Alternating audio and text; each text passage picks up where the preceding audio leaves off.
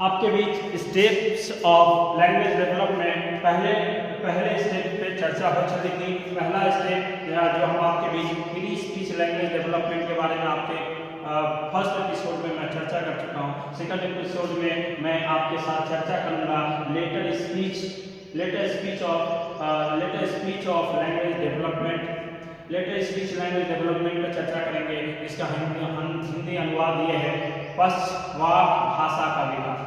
कि पशवाक भाषा के संदर्भ में हम आपके बीच चर्चा करेंगे, जिसको हम आप लगभग इस बात को जानते हैं कि किसी भी भाषा को लगभग 15 माह की आयु के उपरांत होने वाले भाषा विकास की जो अवस्था होती है, उस अवस्था में पशवाक अवस्था पोस्ट स्पीच स्टेज कहा जाता है। पोस्ट स्पीच स्टेज कहा जाता है। इस स्टेज में बच्चे क्या हैं, अपनी इच्छाओं, परेशानियों या फिर जरूरतों तथा भावों को व विचारों को शब्दों के माध्यम से, भाषा के माध्यम से जो अभिव्यक्त करने लगता है, यही अभिव्यक्ति काफी हद तक बच्चों के लिए क्या होती है, समझ में आने लगती है। और इस अवस्था में बालक निम्न 5 प्रकार के सामर्थ्य विकसित करता है। 5 प्रकार के सामर्थ्य विकसित करता है। उसमें सबसे पहला है language comprehension.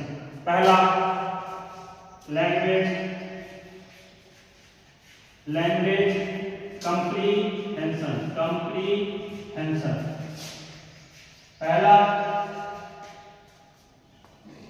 Speech language later speech language development का सबसे पहला प्रकार है लैंग्वेज कॉम्प्रिहेंशन, जिसको हम आप भाषा अवबोध के नाम से जानते हैं। भाषा अवबोध वो है पशवाक भाषा विकास का जो सर्वाधिक महत्वपूर्ण अंग या महत्वपूर्ण सोपान माना जाता है, जो शिशुओं को दूसरे भाषा को समझने में योग्यता पर आधारित करवाता है और विकसित करना होता है। इसलिए इसके अंतर्गत बच्चे जो हैं लैंग्वेज कॉम्प्रिहेंशन भाषा अवबोध की अवधारणाओं को अपनाता है और भाषागत अभिव्यक्ति को समझने के लिए इन सारी अवधारणाओं का प्रयास करता है, जिसके अंदर बच्चा अपने जेस्चर पोस्चर का भी प्रयोग करता है, अपने एक्सप्रेशन का भी यूज करता है, फेशियल एक्सप्रेशन को भी अपनाता है और शब्द वाक्यों को समझने के लिए भी बहुत सारी चीजों का प्रयोग करता है।